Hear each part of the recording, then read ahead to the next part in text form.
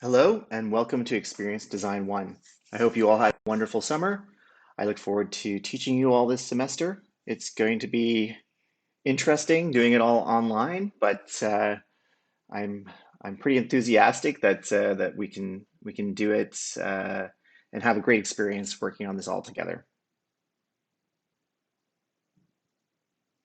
A little bit about myself. My name is Andrew Harris. You can call me Andrew. Uh, I'm a creative director and founder of a company. My company's called Pixel Pusher. Uh, I've been working in the digital design field for 25 years, pretty much since the start of the internet. That shows you how old I am. Um, I own a digital production company called Pixel Pusher, as I said. It's you can find it at pixelpusher.ca if you want to check out some of the work we've done. A lot of the work there is experiential, and it goes to show how experience design can extend beyond just designing for screens. As a company, we produce work for many globally recognized brands and agencies, and we've won a ton of awards. Excuse me. So, without further ado, what is experience design? Um, I'm quite passionate about experience design because it started off as something that was very specifically related to screen design for websites and apps, but over time it has changed and become relevant to almost every aspect of graphic design. So, what is experience design? Well, we're surrounded by design. Everything you see or touch is being designed by somebody. It's interesting to think about that every label, every cabinet, every vehicle, some person or a group of people have been responsible for designing that. So, design is super important.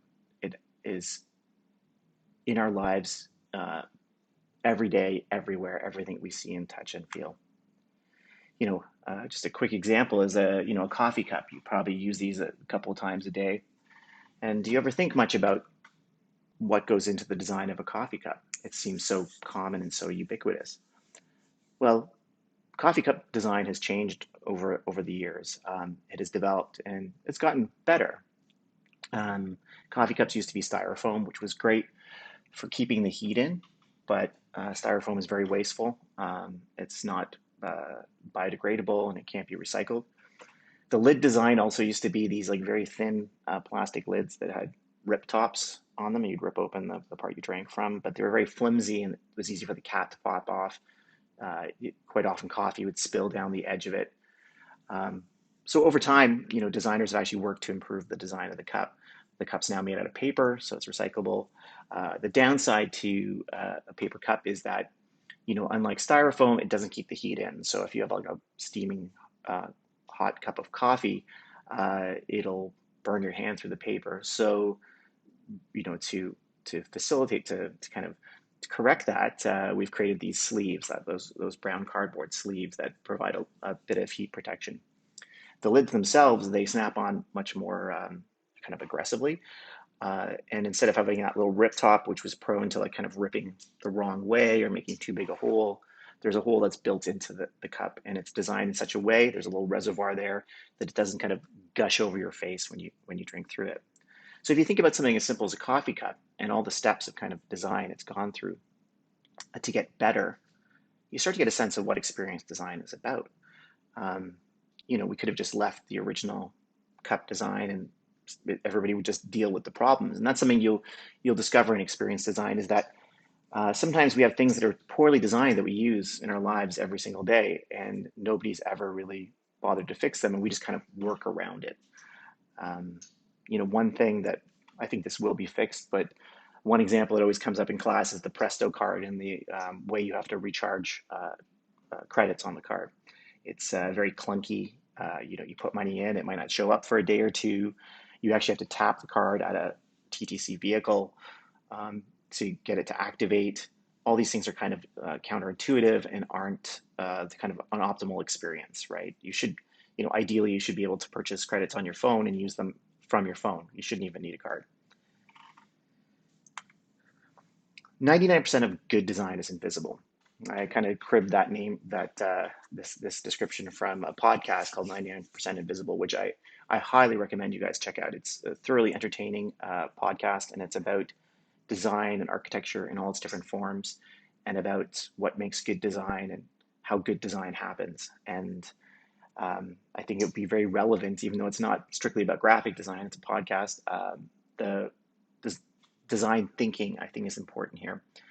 Um, what is a good designer? A good designer is a problem solver. And that's what I'm hoping to teach you this semester, how to identify problems and how to solve them. But when do we notice design, really? We notice design when it doesn't work. If it's good design and it works, we forget about it. When we encounter something that doesn't work the way we want it to, then we notice it because it's irritating, it's annoying, it places cognitive load on us. This, for example, it's actually a piece of art designed to be not usable. But right out the gate, you can see how frustrating it would be to use this flower, this device to water flowers. It pours back into itself. It's ridiculous. So you can see that automatically and realize that's a poor design. And then you start noticing the design. You go, well, why is it like that? How did it ever get to be like that? When we notice design, it's usually because it's bad. And let's take a little bit to talk about design overall. Design is not just how something looks. Good design takes into account how something is used. Experience design is how we make things easier to use. So, if you got into the design field because you like, pretty pictures or making things look nice and aesthetically pleasing, that's fantastic. But I think our roles as designers is even more important than that. Our job is to make things better, not just better looking, but better functioning. You should, as some part of your design practice, you should be thinking about how you can improve the world around you. I think that's tied into design. I don't think it can be separated. And so experience design is the process of taking something and making it even better and making the experience associated with it even better. I've pulled some quotes here that I think are very relevant. Experience design is about alleviating people's problems and bringing them joy. Well, that seems pretty fancy, but I think that's what we want to do. I think as a designer, you always want to create a sense of joy, whether you're creating like a band poster or designing a magazine. You want somebody to kind of go, wow. You want that visceral reaction. You want somebody to feel a sense of joy at what you've created.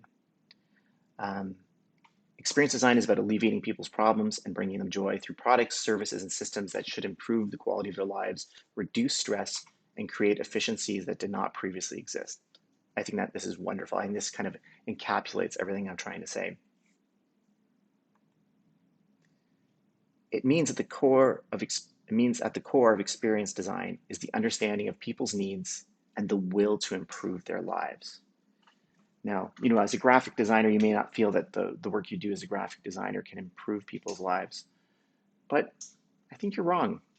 I think there's always an opportunity to use your design skills for the betterment of humankind. And I'm going to make it even more straightforward, and you're going to hear this a lot more because those other kind of quotes are a bit highfalutin in terms of like, how do you take this idea of creating joy? How do you convert that into a positive experience? There's a few steps in between those 2 points, and it's not clear how you get from A to B. So I'm going to make it very straightforward, and I'm going to say this a lot in the rest of the semester. The goal of experience design is to remove friction from any interaction. Now, do you guys know what friction is? In terms of if you took a physics class in high school, friction is the thing that slows stuff down. So, if you're dragging a brick across the ground, it has a lot of friction. So the two rough surfaces together slow it down and make it harder to pull. If you put wheels on that brick, it would move a lot smoother. It would reduce the friction. So this concept of friction has been kind of applied to interaction design as well, experience design as well. So the idea, have you ever been to a website and you're confused and you don't know what the next step is? Or the page is too long, there's too much information you have to fill in. All these things are considered friction. For a long time we were doing apps for the App Store, And that business died down a little bit because what ended up happening is people discovered that there's a certain amount of friction to downloading an app. So when apps were first kind of introduced into the Apple App Store, people were downloading all kinds of apps. They were downloading apps where you could blow on it, it would fog up the screen, or it would make fart noises, all these kind of things, and people were downloading them like crazy because it was such a novelty. Now there's millions and millions of apps, and we're kind of overwhelmed. Our home screens are filled with apps we never use. So, if we're asked to download an app now, there's a bit of friction, there's a bit of reluctance to doing it because you have to go to the app store, you have to find it, you have to download it, install it, etc., etc. And if the friction level's high enough, people won't do it. You can sometimes overcome friction if there's a value or a reward at the end of it. Say if you download our app, we'll give you a coupon for 10% off your next purchase. That might be enough to alleviate the friction that is implicit in the idea of downloading an app. But if you think about things in this way, it'll make it much easier to understand what we're trying to do here. We're trying to smooth the process. We're trying to smooth the interaction. We're trying to sand down the rough edges of interaction design. And when we do that, we make it more useful and we make it more enjoyable. And that is the goal of experience design. So you'll often hear me talking about removing friction. You'll often hear me talking about cognitive load. Cognitive load is another term that's directly connected to friction. Cognitive load is the amount of thought you have to put into something, right? So if you have to think about something too much, it creates friction. Seems kind of awful to say. We don't want people to think too much, but every day people are walking around having to make a million decisions. Let's make them have to make just a few less decisions. It'll make their lives easier. Experience design originally was traditionally about making technology, specifically user interfaces, easier to use. So this would be like websites and then app interfaces. But over time, the practice has expanded to include branding, product design, package design, and interior design. If you're a designer of any kind, experience design will benefit your practice. So the thing is, this started off as something that was deeply tied to technology. And the reason why is because you can make an interface screen look like anything, but it can be bad for the person using it. And because it isn't just because these interaction with screens or multi-screens happens over time, there's a time element to it. There's a desire to make that as efficient as possible. Whereas, with some traditional design exercises, that maybe wasn't the primary thing. Like if you design a poster, for example, do you have to worry so much about how a person can consume it? I would argue, yes, you still do. But this is how it started. It started off as something based in technology, but now it's found to be so useful that it's moving into the real world. And you can see this in, say, unboxing. If any of you have an Apple product of any kind, if you've done an unboxing, you've realized that Apple's worked very hard to make that unboxing as enjoyable as possible.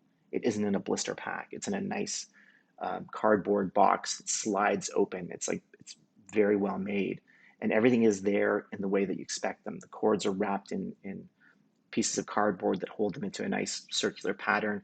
Everything about the experience is thought out and enjoyable. I got a Nest thermostat, and I have to say the unboxing and the user experience for that is unbelievable. Because actually installing a thermostat is quite difficult, but they make it very, very easy. Not only that, but they include the tool that you need to install it. They include a little screwdriver. And that to me was earth shattering because I've grown up with, you buy something, you just don't have the right tools to install it. You have to go to the hardware store and buy the tool. It's a very frustrating experience. You'll also, I don't know if you guys are old enough to remember that, batteries didn't used to be included with electronic items. If they had external batteries, you'd have to go and buy the batteries before you can use it. And that's obviously a terrible user experience. Apple realized that people don't like they like being able to use their product right out of the box. So they manufacture their product. They started this with iPods, and they charge them before they send them out, just so that you can go open the package and use that right away. It cost them more money to do this, of course, but it was important for them to create a great user experience. So experience design covers all the design disciplines. And even more so, I think that if you're an event planner, which has nothing to do with design, your job is very much about experience design. So let's talk about branding, because I think this is important. Traditionally, branding is the idea of like taking a company and creating a brand for it. And you obviously know famous brands like Nike, Adidas, and all that kind of stuff, Apple. Um, and one of the core exercises there is logo creation, word marks, typography, and color selection. And it used to end at that. It used to be like if you went to a branding company, they'd give you a logo, they would give you some colors, give you a font, maybe a type treatment for your company name, and then they would show you what this looks like on letterhead or business card, stuff like that. But that's not so relevant anymore. We very rarely see business cards or letterheads. Our first interaction with a brand is almost always on a website or an app. That this is the way that we experience brands, and because of that, your experience on that website or app better live up to the brand promise that's that the brand is making. So the brand is making you a brand promise. Every brand has some kind of promise there. Whether it's Apple's. There's a lot of brand promises, but it's easy to use. If that's one of their kind of one of the big values of their brand, then if you go to the website and the website is difficult to use, you've broken that brand promise. So that's a very, very simplistic example. But whatever you do, if you're doing like branding for a bank and it's about security and trust, then the website and your interaction on that website or their banking app better live up to that promise. And this makes the brand real in a way that it wasn't as much. It wasn't as real before. It was more about, Nike has made their name associating their brand with high performance athletes. And they basically just show you high performance athletes and their brand, and they create a connection. And that works, right? That's a brand. And if you're a sporty person, you might go like, I got to have a Nike pair of shoes because I identify with these people and these are my core values. But in today's world, it's more than just these kind of static comparisons. It lives and breathes in experience design. So branding has been very slow to pick up on experience design, but I think for that particular discipline of graphic design, it is very important to think about how the brand lives in an online environment.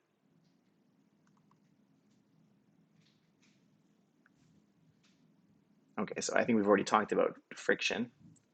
I just want to talk about the term user. So in experience design overall, and in the computer world in general with coders and all that, we used to use the term user a lot. So, we do user testing and it's about usability, and we talk about the users and how they use our software. Um, I've decided I don't like it. It rubs me the wrong way. I think that being called a user, even if it's useful, it is very useful to be able to describe the people using your product as users. It's easier to write out when you're talking about this. It kind of rolls off the tongue very easily. But I think the term user is demeaning to the audience that you're creating for. I think that you should always respect your audience. And since we're designing for users, not for users, for humans, we should change it from users to humans, or audience, or people. Any of those things are acceptable because they don't dehumanize your audience. I think if you dehumanize your audience in language, it makes it harder for you to empathize with them when you're trying to create a fantastic experience. So now we'll just talk about some rules and experience designs to get a sense of where it's at. And I just have to preface this with experience design. It's constantly in flux. It's constantly changing. The roles, the names, the what people do, that has been in constant flux since I started in this business. One of the terms you'll hear is information architecture, or information architect. Um, when I first started web design, that's all there was. There was information architects. Those were the usability people. Um, And it was good. It was great because before that rule existed, there was, people were just making things up as they went along. There was no kind of formalized approach to looking at how information is organized on a website. So this new discipline came around that helped, and this was especially good. You don't really need an information architect if you're doing a website for a restaurant or a small business. What you need it for is like a big business. So if you're doing a bank website, you would need an information architect, or a Government of Canada website, because you need to be able to intelligently group the information that's displayed in the interface in a sensible way. User experience design is a little bit more of a, I got some more slides on these. So let me just step back here. I apologize. So information architecture, what you can see over here is a flow chart. This is the kind of output you would be expecting to see from an information architect. They look at it from a very high level, from an architectural point of view. User experience design, this is where you get into like wireframes. Wireframes are like blueprints for sites. So they would take what the information architect created as a flow chart and incorporate that into the user experience design. Um, you know, Sometimes these are the same rule, sometimes these are different rules. It generally, the larger the company, the more likely these are to be very specific rules. The smaller the company, the the greater the chance that these rules all kind of merge together in one person. And that's what I mean by it's in flux, and there's no kind of clear-cut definition. Smaller companies just don't have the time and money to do the full kind of review of their digital offering that requires a team of 4 different roles to do it. They just need one person that can do it.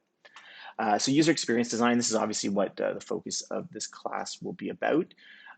Even though I've talked about uh, experience design being applying to all the kind of graphic design disciplines, for the most part, during this semester, we're going to focus on, application and website design. The reason why is because it's simpler and probably more applicable to more students. UI is user interface design. This is actually the design of the page itself. So this would be traditionally called a designer. They would take the wireframes that were created by the user experience design and convert those into beautiful, usable websites.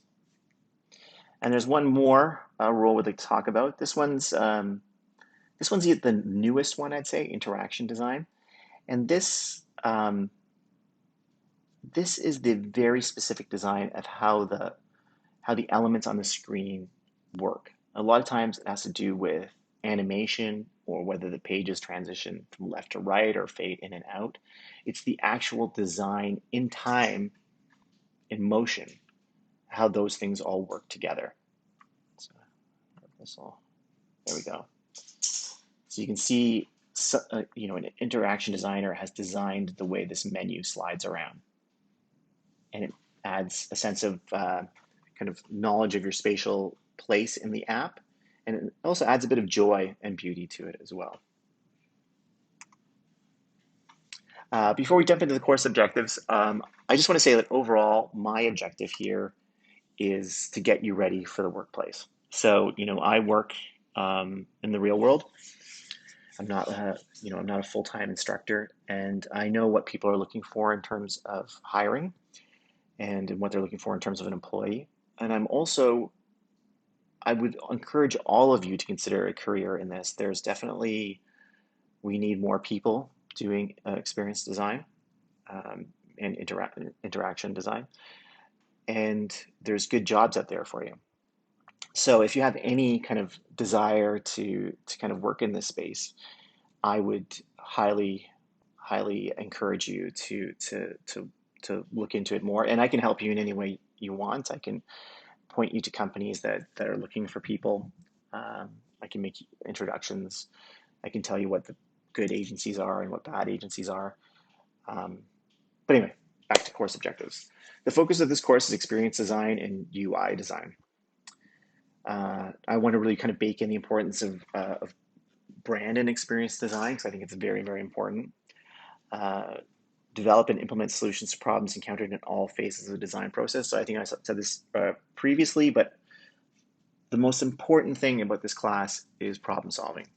Problem solving with clients, problem solving graphic design, problem solving interaction design. It's all problem solving. It's identifying a challenge and overcoming it. I'm going to teach you about the importance of research to find solutions. So there's different kinds of research that you can use for experience design. I'm going to, this next one is going to be more difficult because we are in this COVID time and these classes are virtual, and this makes this part of it much more difficult. But I want to help you to communicate more effectively, credibly, and accurately. And at the end of the day, I want to prepare you for the workplace. So the overall breakdown of the course modules are understand the ecosystem of experience design, and we've done a little bit of that today. Learn about research, empathy, and customer journeys. Learn about information architecture, user flows, and wireframes. Learn the principles of interaction and interface design and their considerations. And at the end, your end deliverable is high fidelity designs and prototyping. And we'll go into those more as we continue. So you're graded on the week 8 play days is 15%. Engagement peer reviews, we'll talk about this in a little bit more, is 15%. Your first assignment is problem and empathy mapping, which is 10%. Personas and competitor analysis, 15%. User flow and wireframes, 20%. And your final project, high fidelity wireframes and prototype, are 25%. So this feedback engagement thing is sort of a new thing. It's because we're doing this all online. Basically, without going into this in too much detail, this is a participation mark. So if you participate, if you do your work, if you join in on class activities and sync meetings, if you ask me questions, have one-on-one sessions with me, all of this will improve your participation mark. So, for me, this is broken down in a very, very specific way. I'm just going to use it in a general way to indicate how I feel that you have participated over the course of the semester. So if you have any questions about that, we do have a sync meeting this week, and it should be in your course messages. I encourage you all to come to that. I would like to put a name to a face, and I want to hear a little bit about you. And I think it'd just be a good way to start off the year. So I encourage all of you to come to that sync class. I have 3 classes, and you'll have different sync times, so those are in the course messages.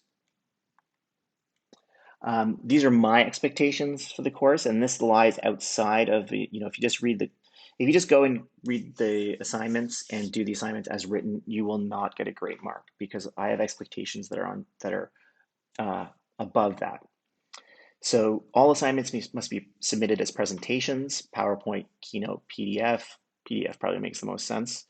And what I mean by that is that you must have like a title screen, you must have an introduction, you must have the content of your assignment, and then if it makes sense, a conclusion. So like, beginning, a middle, and an end.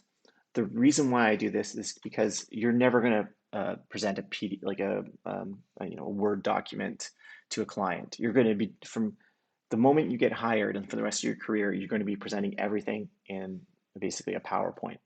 Budgets, creative briefs, all of that. Nobody does regular documents anymore. So I want to get you into the habit of doing that. Also, I think it makes it easier for you because you don't have to write paragraphs and paragraphs and paragraphs. You can do a bulleted list. Like it should be digestible. You should be trying to convince me of your point of view in the presentation. Also, you're a designer, so you get to use design and designing the backgrounds, fonts, the whole presentation. And that counts for a lot. I will mark a great looking presentation higher than a not so great looking presentation. But I do want to be clear about one thing. The most important thing are your ideas. I want to see that you've thought about it. I want to see that you've looked at this thing, you've identified a challenge, you've overcome the challenge. That is where you're going to get the high marks. even more so than it being a beautiful presentation. Like if I can see that you thought about it and you just didn't do something by rote, you will get a great mark. Um, and obviously, I think this is about problem solving. I want to see problem solving. So, that's it. I want to get you ready for the real world. I think experience design is a good way, uh, is a good framework for that because it is a little bit more abstract than just doing work. You have to kind of see problems and solve them and be able to talk about, you know, your thought process. And I think that is a very, very useful skill in today's world. And that's my dog Taco. That means the presentation is over and it's taco time. So thank you so much. I look forward to seeing you all at the sync meetings. I hope you have a great first week. I look forward to meeting you.